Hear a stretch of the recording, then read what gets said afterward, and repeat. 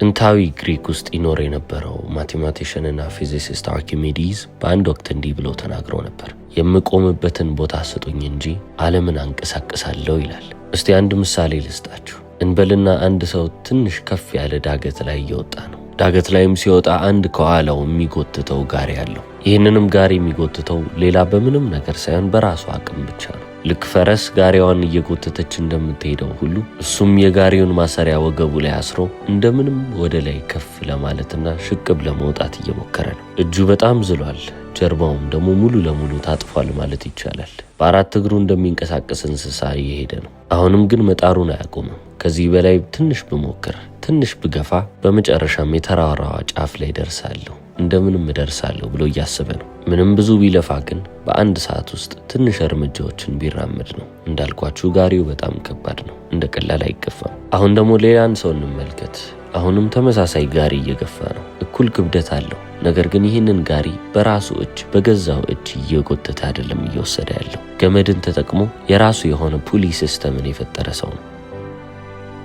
ጉድጓድ ውስጥ ያለው ውሃ ለማውጣት ስታስቡ በገመድ በኩል ነው አይደለ ያቺን ባልዲ የምትልኳት። ስትስቧትም ገመዷን እየሳባችሁ ነው። ይህም ሰው ለጋሪው ያንን ሲስተም ይዘረጋል። በዚህ መንገድ ጋሪዋን እየሳበ ነው። የመጀመሪያው ሰውዬ የሞተበት ስራ፣ በጣም የደከመበትና የዛለበት ስራ ለዚህ ሰውዬ በጣም ቀላል ሆነ። ያ ሰው በአንድ ሰዓት ውስጥ ማሳካት የማይችለውን ይህ ሰው በ5 እና በ10 ደቂቃ ብቻ ያሳካዋል። ሁለቱም አንድ ስራ ላይ ነው የተጠመዱት። ነገር ግን የተጠመዱበት ስራ ይለያያል።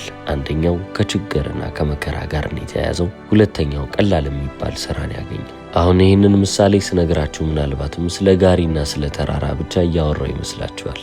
ነገር ግን አይደለም። ሚሊዮኖች አልፎም በቢሊዮን የሚቆጠሩ ሰዎች በዚህ መንገድ ህይወታቸውን እየመሩ ነው። የኔና የእናንተን ህይወት እየነገርኳችሁ ነው። ከልጅነታችን ጀምሮ ሲነገረን የነበረውን ነገር ነው እያደረግን ያለ ነው። አንገታችሁን ደፍታችሁ ወጥራችሁ ስሩ፣ ብዙ መስዋዕትነቶችንም ክፈሉ። የሆነ ቀን ያቺ የምትፈልጓት ነገር ትሳካ ይሆናል የሚል ተስፋ ይዘን ነው እየሄድን ያለ ነው። በህይወታችን ውስጥ እድገትን ለማግኘት ዋነኛውና አስፈላጊው ነገር ላባችሁን ጠብ አድርጋችሁ መስራታችሁና ረጅም ሰዓት በዛ ስራ ላይ ማባከናችሁ መስሏችሁ ነበረ። እንደዛም ነበር የተነገራችሁ። ነገር ግን ያ ብቻ በቂ አይደለም። እናንተ በዚህ ስትራግል ውስጥ፣ በዚህ መከራ ውስጥ እንደምንም እየተንቀሳቀሳችሁ ለማለፍ ስትሞክሩ ሌላ ሰው በላያችሁ ላይ በሮ ሲያልፍ ትመለከታላችሁ። በዚህ ሰዓትም እኔ ምን አደረግኩ፣ እንዴት ነው ሌሎች እንደዚህ ሊበሩ የቻሉት ብላችሁ ስትጠይቁ ጥፋቱ የእናንተ ነው፣ ጠንከራችሁ ስላልሰራችሁ ነው ትባላላችሁ። ምናልባትም ትክክለኛው ምክር እሱ ባይሆንስ ብዬ ደግሞ እኔ ልጠይቃችሁ እፈልጋለሁ። የዲስፕሊን ችግር ባይሆንስ? ያለመጣር ችግርም ባይሆንስ? ምናልባት ችግሩ ከዛም የበለጠ ነገር ከልጅነታችሁ ጀምሮ ስታድጉ ሶሳይቲ ያላስተማራችሁ፣ ማህበረሰባችሁ ያላስተማራችሁ ነገር ቢሆንስ? እውነታው በጣም ቀላል ነው። ጠንክሮ መስራት ያለ ሌቨሬጅ ምንም አይሰራላችሁም። ሌቨሬጅ ማለት እናንተ የምትሰሩትን ያንን ሁሉ ጥረታችሁን የሚያባዛላችሁ ነገር ያስፈልጋችኋል። ያንን ነው ሌቨሬጅ የሚሉት። ስለዚህ ጠንክራችሁ መስራታችሁን ብቻ አትመልከቱ። ጠንክሮ የሰራ ሰው እንዳለ እየተንቀሳቀሰ ነው፣ ነገር ግን መዳረሻው ላይ ይደርሳል የሚለው ነገር ያጠራጥራል። ስለዚህ እዚህ ጋር አንድ ወሳኝ የሚባል ጥያቄ እንጠይቃለን። ሃርድ ወርክ ወይንም ደግሞ ጠንክሮ መስራት ብቻ የዚህ ነገር መልስ ካልሆነ እድገታችንን የሚጨምርልንን ነገር እንዴት ነው የምናገኘው? ያቺ ሚስጥር የተባለችዋ ነገር ምንድን ነች? እንዴት ነው የእጃችንን፣ የልፋታችንን፣ የጥረታችንን ጥሩ የሚባለውን ውጤት ልናገኝ የምንችለው? መልሶ አሁንም ሌቨሬጅ ነው። ስራችንን ወይንም ደግሞ ልፋታችንን የሚያባዛልን እጥፍ ድርብ የሚያደርግልን ነገር ያስፈልገናል። ከልጅነት ጀምሮም ይህንን አልተማርነውም እምላችሁ ለዚህ ነው። በርትተህ አጥና። በርትተህ ካጠና ጥሩ ውጤት ታመጣለህ። ጥሩ ውጤት ካለ ጥሩ ዩኒቨርሲቲ ውስጥ ትገባለህ። ጥሩ ዩኒቨርሲቲ ከገባ ጥሩ ትምህርት ታገኛለህ። ጥሩ ከተማርክ ጥሩ ውጤት ታገኛለህ። ጥሩ ውጤት ካገኘ በጥሩ ውጤት ትመረቃለህ። በጥሩ ውጤት ከተመረከ ደግሞ አሪፍ የሚባል ስራ ታገኛለህ። አሪፍ የሚባል ስራ ካገኘህ ደግሞ እዚያው መስሪያ ቤት ውስጥ ለ10 ለ15 ዓመት ትሰራለህ። ከዛም ቤት ትገዛለህ። ቤትም ከገዛ በኋላ መኪና ትጨምራለህ ተብለን ያደግነው። ወርቃማዋ ህግ የምትባለዋ በቃ ሃርድ ወርክ ነበረች፣ ጠንክሮ መስራት። አሁን ግን በህይወት ውስጥ ጠንክረን ስለሰራን ብቻ ሩቅ እንደማንገኝ ሩቅ ቦታ ላይ እንደማንደርስ እየተገነዘብን መጥተናል። ምክንያቱም ወላጆቻችን ይኖሩበት የነበረው ጊዜና አሁን እኛ የምንኖርበት ጊዜ ፍጹም አንድ አይደለም። አሁን ዞር ዞር ብላችሁ በምትኖሩበት ከተማ ውስጥ ረጅም ሰዓት የሚሰሩትን ሰዎች ተመልከቱ። በጣም የሚለፉ የሚባሉትን ያቸው የቀን ሰራተኞችን ታገኛላችሁ። ኮንስትራክሽን ላይ የሚሰሩ ሰዎችን ታገኛላችሁ። እግራቸው እስኪዝል ድረስ የሚሰሩትን ነርሶች ታገኛላችሁ። ከአንድ ህመምተኛ ወደ ሌላ ህመምተኛ እየተጣደፉ ይሄዳሉ።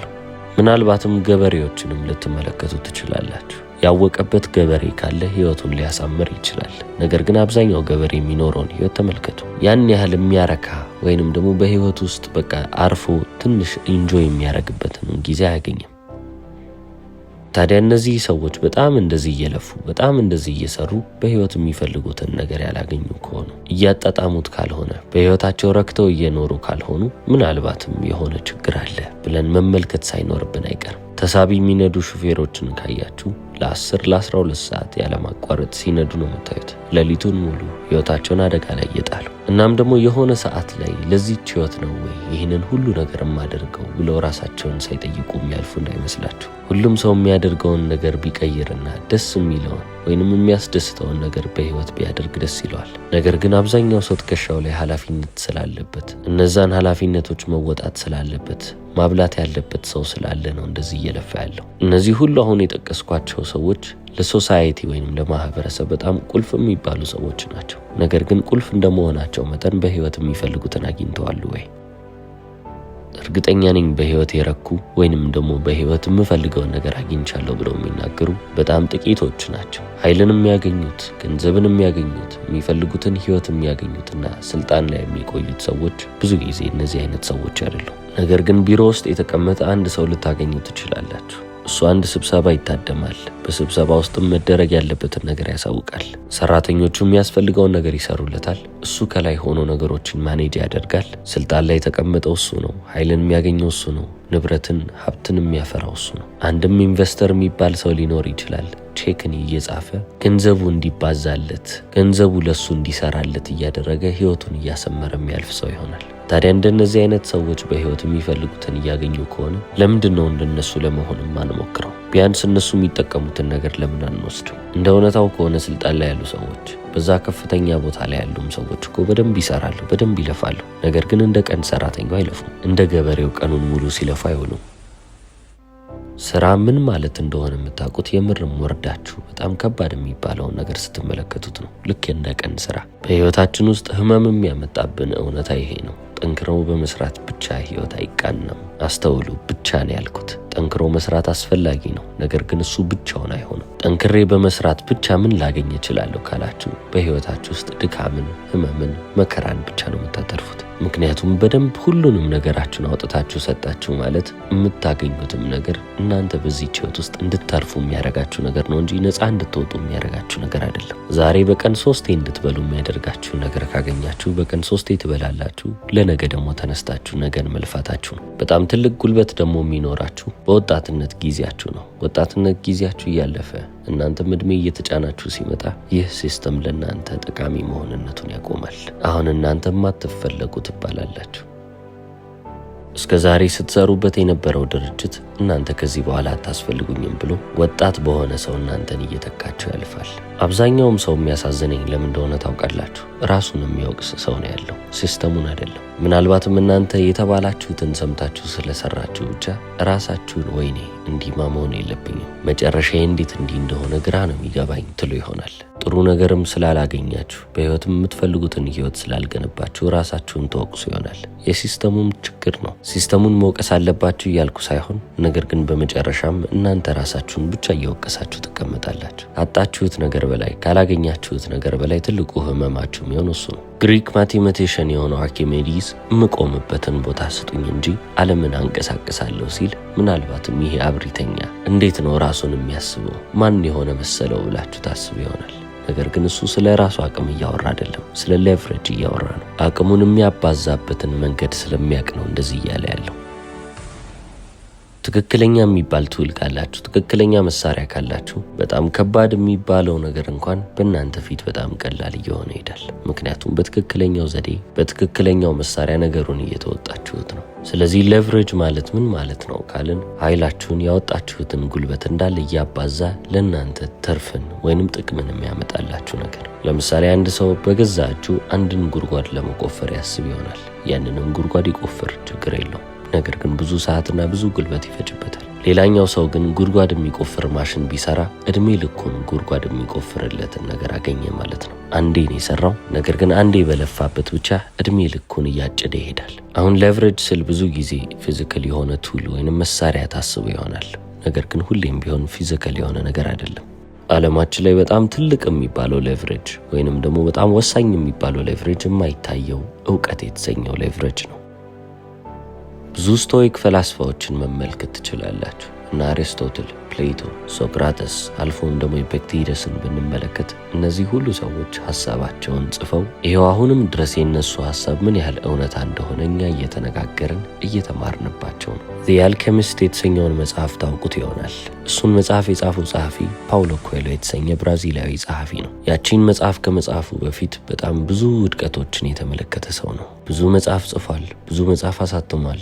ነገር ግን ምንም በቃ ፈቅ ሊልለት አልቻለም። ያቺን መጽሐፍ ከጻፈ በኋላ ግን ዓለም ነው የተቀየረለት። ወደ 65 ሚሊዮን የሚሆኑ ኮፒዎች የተሸጡለት መጽሐፍ ሆኗል። በዛም ምክንያት ለራሱም ለቤተሰቡም ለልጅ ልጆቹም ከዚህ በኋላ ለሚመጡት ቤተሰቦች እንዳለ በቂ የሚባል ሀብትን አፍርቷል። አሁን ላይ ሀብቱ ስንት ነው ብላችሁ ትመለከቱ ወደ 500 ወይንም 600 ሚሊዮን ዶላር ነው። እንግዲህ አንዴ ነው ያቺን መጽሐፍ የጻፋት። ያቺን መጽሐፍ ለመጻፍም ደግሞ እንደተናገረው 2 ሳምንት ብቻ ነበር የፈጀበት። የ2 ሳምንት ስራ ነው እንግዲህ እድሜ ልኩን ይኸው እንደዚህ አይነት ነጻነት እንዲመለከት ያደረገው።